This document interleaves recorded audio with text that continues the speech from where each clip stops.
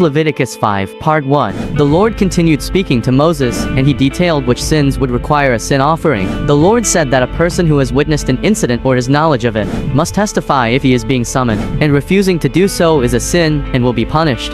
If someone touched a ceremonially unclean object, like a dead animal carcass, and he did it unknowingly, then that person must admit his defilement and guilt when he finally realizes what he has done. This rule applies to a wild animal, domestic animal, or animals that scurries along the ground. If someone touched something that would make him unclean, and he did it unknowingly, he must still admit his guilt when he finally becomes aware of it. If someone makes a foolish vow, whether the intention was good or bad, he must still admit his guilt when he realizes the stupidity of the vow. When a person becomes aware of his guilt from doing any of these actions, then he must confess his sin and bring to the Lord either a female sheep or a female goat. This will be his sin offering, which will purify him, making him right with the Lord.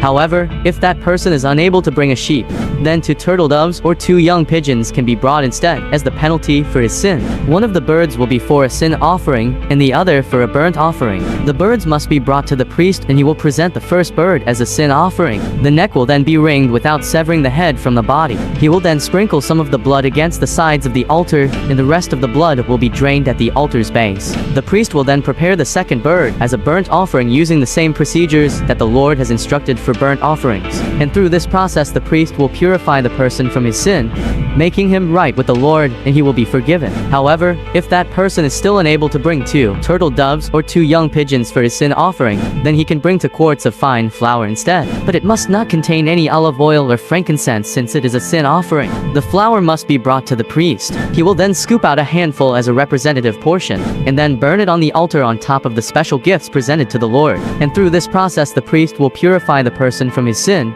making him right with the Lord, and he will be forgiven. The rest of the flour will belong to the priest, similar with the grain offering. And that's Leviticus 5, Part 1.